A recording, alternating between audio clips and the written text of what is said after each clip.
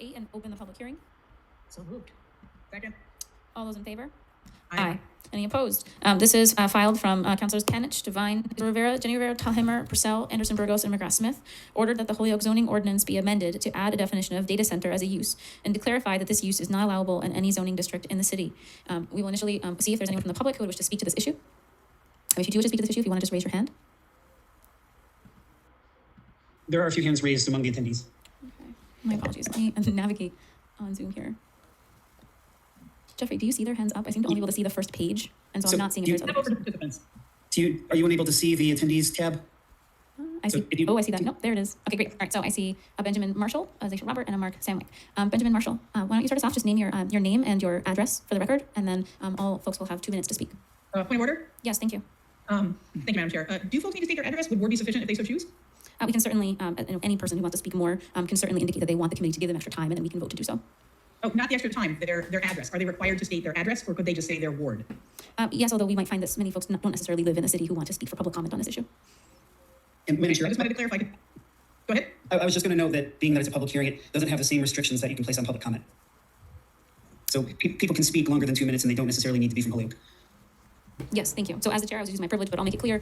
My motion is that I would like folks to state their name and address for the record, and they will have 2 minutes to speak unless the committee votes otherwise. Do I have a second? We need a second. I believe so. I'm trying to formally name what my boundaries are for this public hearing. Okay, not hearing a second. Yeah, no, I am concerned about the legality of restricting people's time. As much as I would like to move this forward quickly, I'm just not sure that we're allowed to do it. Okay, well, that being said then, we'll go as we go then. Then we'll give people as much time as they like. Okay, Benjamin Marshall, if you could begin. Can we start with Aisha? We're all part of the group, so. Okay, sure. Hi, to speak here. I'm joining today just from a commercial real estate and economic development. Seisha, I'm sorry, I'm wondering if others are hearing the same feedback that I'm hearing. Understand the reason. Seisha, would you be willing to pause for a minute? Oh, yep, sorry. I'm hearing an echo back, so. Yes, we're hearing an echo, and it's not. We're not able to hear you or understand you. Zaisha, do you happen to be in the same location as Benjamin? I know. Oh, okay. All right. Oh, it might be that we're hearing you through Benjamin's computer or somewhere. Oh, can you try again? Wait, is it better? No, unfortunately. Yeah, it's something on your end. I'm not sure what the issue is. If somebody else is, if you're with any of the other 2 speakers in your group, if they've muted, that would be important. But I also believe they have to turn off their computer's sound. I am not with any other speaker.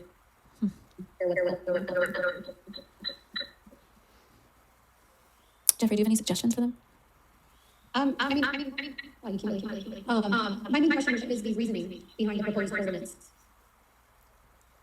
I'm so sorry. I'm having a hard time understanding. Did Madam anyone Chair, yes? It sounds like she's asking for the reasoning for the proposed ordinance. Yes. Okay. Councilor Page, it looks like you want to respond. Well, if it's the will of the committee, we went over this in the planning board hearing just maybe an hour ago. So basically, the idea of this ordinance is for many, many reasons. This use, data centers, are controversial for extremely good reasons.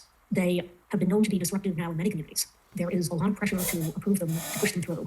Communities that have them have experienced environmental problems, including a hum that was impossible to block and driving people nuts. They use often a great deal of water, although there are many technologies that can be, there are many different approaches to the water use.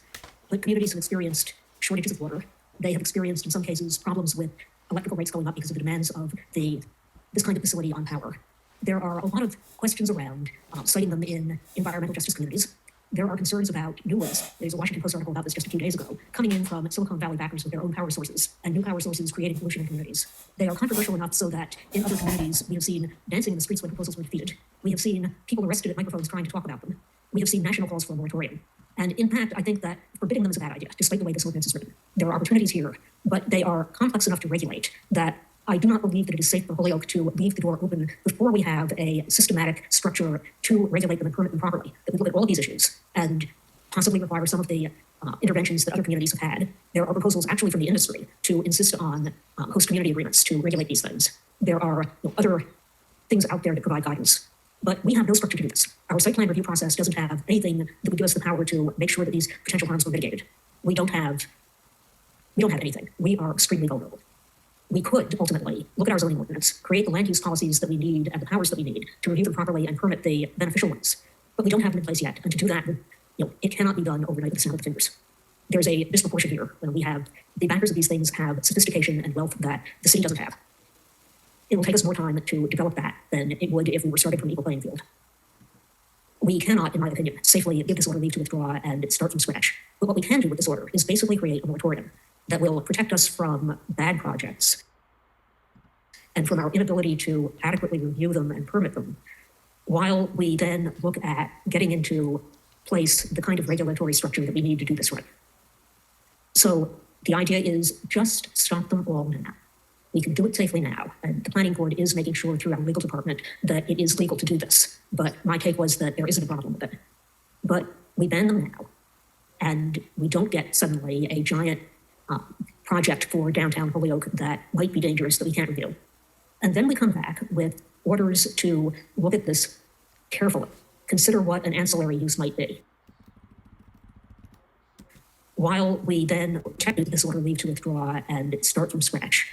But what we can do with this order is basically create a moratorium that will protect us from bad projects and from our inability to adequately review them and permit them, while we then look at getting into place the kind of regulatory structure that we need to do this right. So the idea is just stop them all now. We can do it safely now, and the planning board is making sure through our legal department that it is legal to do this. But my take was that there isn't a problem with it. But we ban them now, and we don't get suddenly a giant So the idea is just stop them all now. We can do it safely now, and the planning board is making sure through our legal department that it is legal to do this. But my take was that there isn't a problem with it. But we ban them now, and we don't get suddenly a giant project for downtown Holyoke that might be dangerous that we can't review. And then we come back with orders to look at this carefully, consider what an ancillary use might be. For instance, I think Bay State has its own server farm, and that is being used by Bay State for its own internal activities. And maybe that's a model we need for other businesses in the community. In any event, it would be a pre-existing non-complying use now, so this order wouldn't hurt it. What this order would do is stop, say, 100,000 square foot development that we cannot, with our current review processes, control or really regulate. We can't develop the information, we can't insist on anything unless we do this and then fix the zoning ordinance to permit the ones we want. So that is the thinking behind this ordinance. It is this breathing space so that we can examine an emerging use that could be extraordinarily dangerous to the community on many levels. And I haven't even mentioned the one where there's an economic risk, because many sophisticated people think that AI is a bubble and we don't want to have a half-built white elephant downtown. But again, for many reasons, I think we need to protect ourselves to act responsibly for our community, and this is a way of doing it. It is not intended to say no data center in Holyoke ever. It is intended to say, let's do this right. And meanwhile, let us protect ourselves from the danger that these things pose. And I hope that answers the question adequately, not as organized as I was 2 hours ago. Thank you, Councilor Penich. Councilor Devine, do you want to also add in at this point?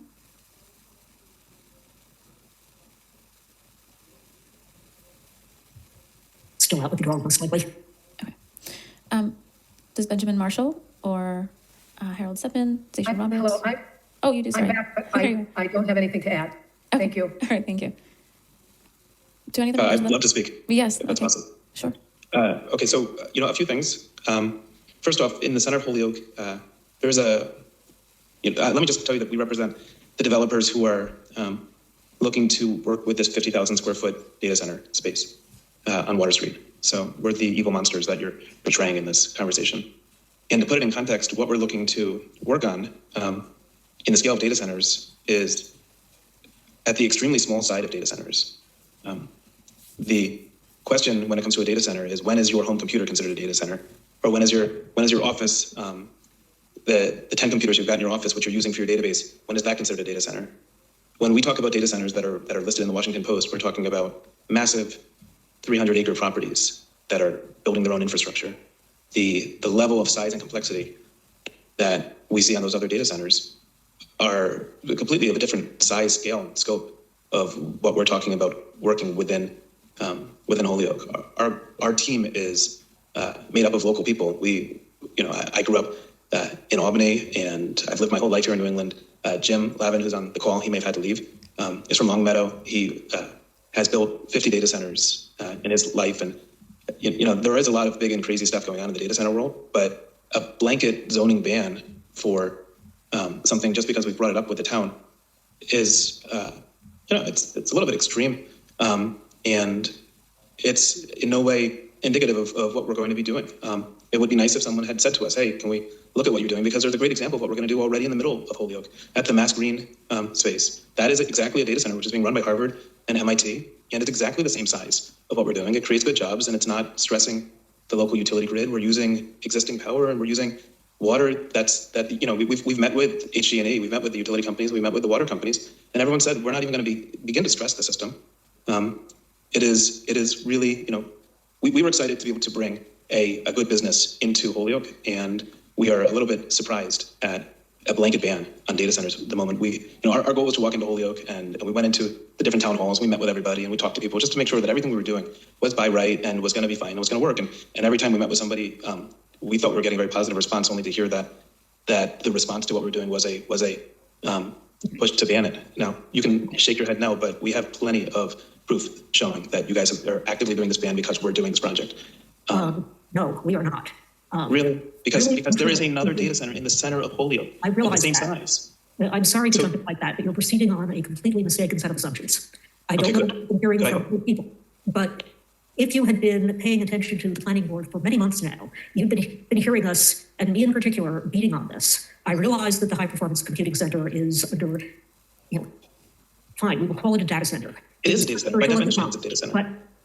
But this is not really the point. The point is not your project. The point is other projects. The point is that we are vulnerable to entities who are not you. If this were your project that was under review, if we had a set of mechanisms for reviewing it, there is every possibility that we would be very happy to approve it, which is why I was explaining about the idea is to get the ban in place now, because we don't have procedures by which we can confirm everything you're saying and officially have. With all due respect, the process of building a data center is not an overnight process. At best, it's a 2-year process before something gets built. Okay. Realistically, it doesn't get, and that's at best. That's assuming that you have power available. When we spoke to the people at HG&E, so you need to have power on your site for a data center. Anything larger than what we're doing, what we're talking about doing, this is a small data center, would require something like a 5 to 7 year process just to get the power locked in to be able to do it. There is no overnight emergency to prohibit data centers unless you're prohibiting a data center our size. No. Have you spoken to the people at HG&E? I have not spoken to the people at HG&E. There is no formal project that we can review before us. There is no formal project that we can review. The fact that you want to do this, that it will take 7 to 5 years, is irrelevant to what we are trying to do here. What I'm trying to do here is to make sure that no one can take advantage of the fact that data centers are arguably allowed they're not arguably allowed as of now, because filing this order and giving notice has shut that down. People who are not you can take advantage, if this order is not here, of our openness, and we will lose the ability to control what goes into our community at the level it needs to be controlled. The idea. I agree with what you're saying. What I'd like to do is discuss a process potentially to review what other counties have done throughout the Northeast. Many counties Am I able to make a couple comments? Sorry, please. Yeah, so Councilor Rivera?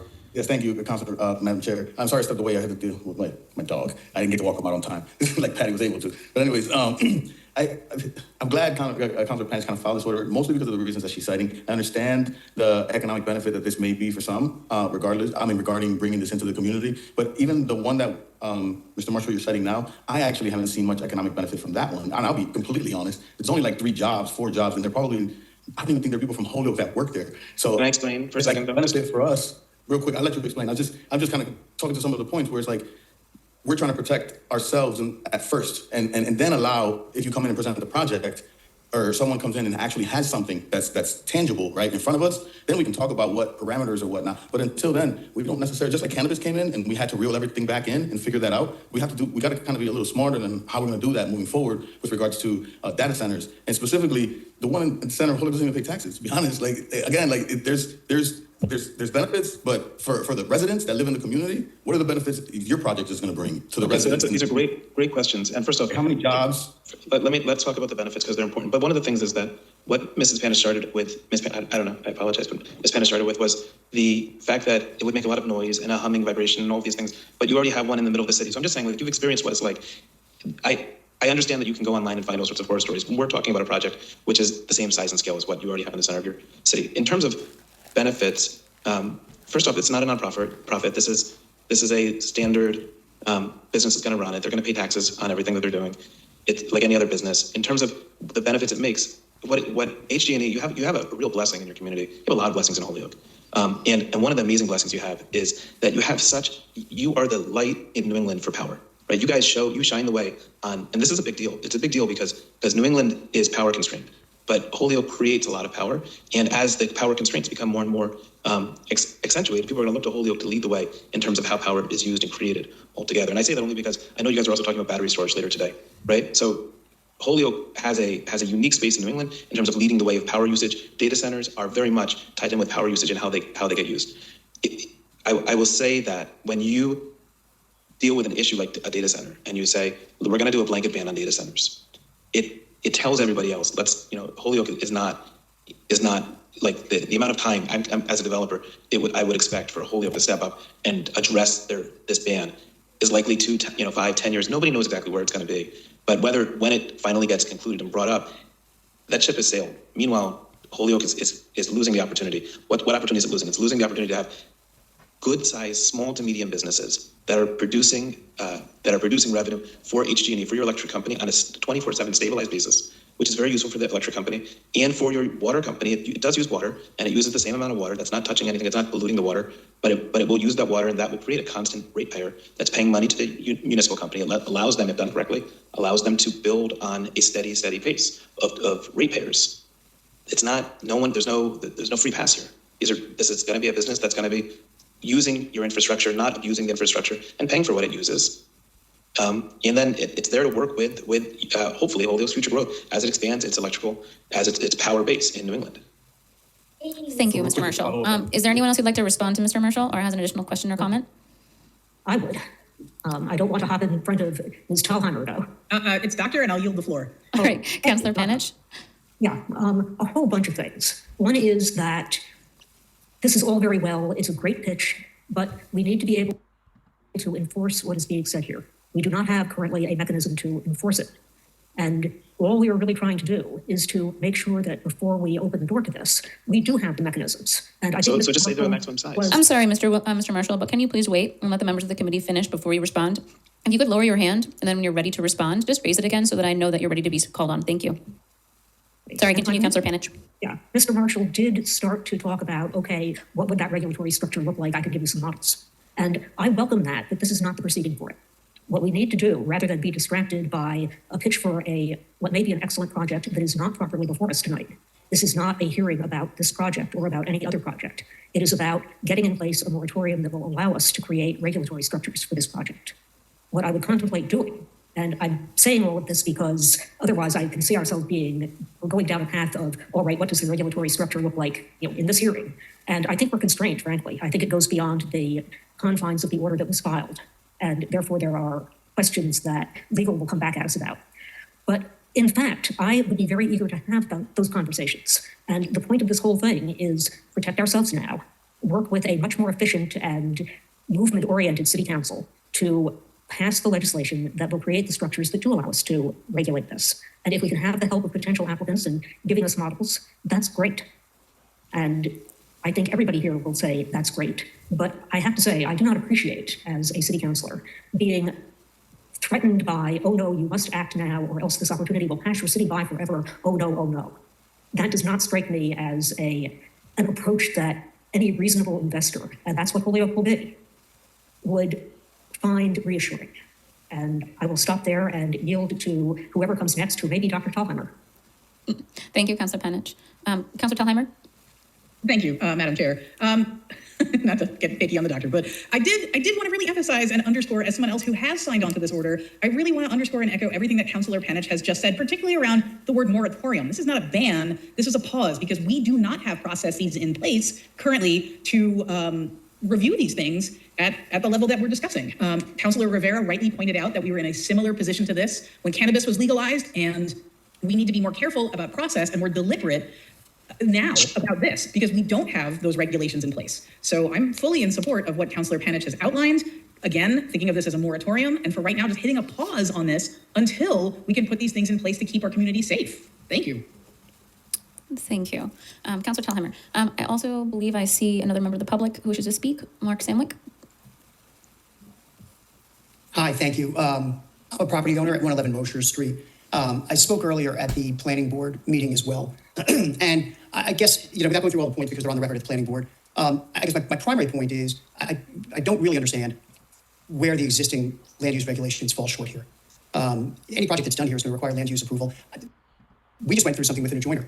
ESG Clean Energy went through the land use process for potentially doubling the size of their facility. And the land use process worked extraordinarily well. There was extreme diligence. It went through operational issues. It went through building issues and a wide array of issues. And there were stipulations that were part of the approvals that were granted there. I guess my first question is, what are the shortcomings that you're looking for in the land use process that don't exist at this point? Thank you. Would any members of the committee like to respond? Sure. Councilor Penich? Some of them are, of course, unknown unknowns, as the famous phrase has it. We will be learning more about what we need to pay attention to as we develop the regulations. The part of it is that, as we have learned to our sorrow, our principal mechanism of control, which is the site plan review process, is both over-vague for a lot of things and underpowered. We have had a lot of situations which I don't think it is worth going into, and we can pull them all out of the records and legal for you eventually, but the bottom line is we have tried to control things. We have tried to make stipulations that will bind various applicants to what we consider to be basic public safety standards, and we have been told that we lack the authority to do that as a planning board. So I am unwilling to expose us to similar risk when the risks involved here are greater than, for instance, the risks involved in some drive-through. Thank you, Councilor Penich. And we need to just go through this and make things binding, figure out what the authority needs to be, and who should hold that authority. And, I'm sorry. I realize that this is annoying that we're asking you to wait, but I think it's critical. I really do. Well, as I mentioned, I absolutely understand the fiduciary obligation and the personal obligation that you have to the community, and that absolutely makes sense. Have there been any issues with the High Performance Computing Center? Have there been any complaints about humming, about noise, about is it taxing the electrical system, anything else that's come up from the data center that's there in downtown? If I may, Yes, Councilor Rivera. Feedback I've gotten from residents that live in the community, it's not necessarily about the humming, but more or less of what is the purpose of the building and what it does, who works there. And I'm from the neighborhood. I grew up in the Flats, which is right next to Water Street, kind of across the canal. I actually explored those buildings when I was, well, not that property because I was actually Sunoco back then. I don't know if it's still running. But the other buildings that I kind of worked with myself at the time, to knock down some of them, I explored all of them when they were abandoned when I was a kid. So for me, and not just me, a lot of the residents in the communities, both in the Flats and South Holyoke, they have a lot of questions and they don't go to the meetings, right? They don't attend public town halls. They don't do all that stuff. That's not everyone. Some of them do. I liked it when I was living in the communities or participating. But a lot of the concerns that are brought to me, a lot of new projects that come up, or a lot of things that come up, and where is it coming from, right? Like what is the benefit that's being brought to the residents in the community? So I would echo that same sentiment with regards to the High Computing Center. What is the benefit that is being brought to the community? Mr. Marshall kind of cited that it would bring revenue to HG&E, but does that mean that our bills are going to go down? Our electrical bills are going to go down because they're going to bring a lot more significant revenue to the community? I think there's a trade-off here, or a situation where the residents have to be thought of in the communities that you're going to be going into, right? Is there going to be some form of agreement as to how you're going to make sure that the communities that you're going to be in are going to be looked after in certain ways or whatnot? I think it's important for that, especially after the wave of cannabis that came in. There are a lot of residents that did vote for cannabis that now feel like there's a lot of cannabis in their communities. And why is it only in their communities, right? So again, these are the concerns that residents have in the communities. It's not per se of a humming sound right now, but at the time, nobody was really concerned about the marijuana smell, but now they are, right? So it kind of speaks to the point where Councilor Penich mentioned, you don't know what you know until you need to know it. So that's kind of my answer to that question. I know it's not something that's, I guess, tangible for you guys or what you were looking for in a sense with regards to humming sounds and stuff like that. But I think for me, I was elected to speak for residents or to advocate for residents that normally would not go to meetings or do these type of things. And in the community, a lot of what I'm hearing is that there's a lot of projects that are coming forth that are not necessarily benefiting the community overall, if that makes sense. Thank you, Councilor Rivera. Just pause if you would, Mr. Samwick. And again, if folks want to respond, just raise your hand so that I know that you want to be called on. I did want to, just responding to what Councilor Rivera said, Holyoke was an early adopter into the cannabis industry, and I feel like as a result there is some caution with looking at a new concept like data centers, and not one, but the potential of having many. Right? I'm sure that there will not just be one business interested in building a data center here. I'm sure there will be many, and so part of the concern is making sure that we get it right. We were very open to the cannabis industry and walked into it very wholeheartedly, and as a result, sometimes these early adopters, then these consequences become aware afterwards, like the community host agreements that we spent so many committee meetings making, and the impact fees within years were problematic, and sort of what we had thought we were going to be seeing as the trade-off to welcoming the cannabis industry shifted very quickly in ways that are still impacting our community. So I think that given that this is a nascent industry, having the high-tech computing center, this was before there were widespread data centers. When the high-tech computing center came into Holyoke, it was a really novel idea, and it was brought forward as something that our grid could support, and that these universities would be doing amazing research with this energy, and they were going to become an anchor into a neighborhood at the time that had a lot of vacancies. Right, so it was attractive for a number of reasons. Now we're not looking at this one, high-tech computing center coming in tied to universities. It's potentially, a dozen data centers interested in coming into our city as an industry that might have real impacts on our grid and our water. When we know Massachusetts is expecting us to fully electrify by 2050, and we know we're going to need to expand our capacity very rapidly over the next few years, I think that I understand the temperature of folks who want to pause and make sure that we get the land review process correct. So I wanted to just name that context for folks who are like, where is this coming from? I think that's where it's coming from. I see Mr. Samwick's hand is still up. Do you want to speak for a third time, Mr. Samwick? Yes, please. So first, I'd like to address Councilor Rivera that you do have a data center. You have experience with it. It doesn't appear as though there are negatives with it. It does not generate as many jobs as other uses may. My building's empty. Sunoco moved out of it 6 years ago, and it's been empty for 6 years. So it's 0 jobs. And the high performance computing center is a not-for-profit. It doesn't pay real estate taxes. It doesn't pay taxes. That's a huge difference. If you were to look at the value, the money invested and the value created, there is a very real likelihood that there could be a very substantial positive financial benefit to the city that would enable positive outcomes for the city, whether that's used for investment purposes, for enhancing life in the city, whatever it may be, maybe tax relief. So there are very real benefits that can inure from these. This is also very different, as Mr. Marshall indicated. A lot of the negative feedback is coming from properties that are using gigawatts of power. We're talking here about 10, 20, 30 megawatts of power. The scope and scale is completely different. With respect to HG&E, I've had conversations with them as well. They will not commit to providing more power than they can comfortably commit to, or that they can acquire through a long-term agreement from an outside provider and a data center user. They value what they give to Holyoke residents and to the Holyoke community. Clean, very affordable power. They will not put this at risk. I highly recommend, as Mr. Marshall did, that HG&E be brought into this conversation. I think an enormous amount of comfort can be derived from that conversation. Thank you. Thank you. Are there any other members of the committee that wish to speak? All right, Benjamin Marshall, are you interested in speaking one more time? Yes, thank you. I've never met Mr. Stanwyck before, never spoken to him before, but I would like to say that what he's saying is well-reasoned and well thought out. It is very, very different. The cannabis industry is about how much warehouse space can you find and then how much cannabis can you grow and then how many people will buy it. Here, there's an absolute constraint with power. So HG&E is the gatekeeper to everything we're talking about. HG&E is only, there is zero scenario that I can foresee in which you're putting in 10 data centers in Holyoke. At most, you may get 2. Dr. Elmer, you're on mute, so I don't know what you're saying there. I was trying not to interrupt you, but continue. And the reason for it is that the local grid has a certain capacity of power, and in order for a data center to be economically viable, it has to be a certain size. So without stressing any of the current grid, you're only going to be able to do a certain amount of projects. That's it. There's a natural limit to what's going to happen without massively expanding the utility network. Thank you. Councilor Thalheimer? Since we are back on sort of talking about this particular center, I have a friend who actually worked there for a period of time, and it's been a few years since they've been there, but they had asked about how many people who worked there actually lived in Holyoke, and none of them did. So I don't realistically know how many jobs it actually brought here. So I'm a little uncomfortable by saying, or sort of setting an establishment of, we have this performance center and it is amazing and it has brought all these things to the community.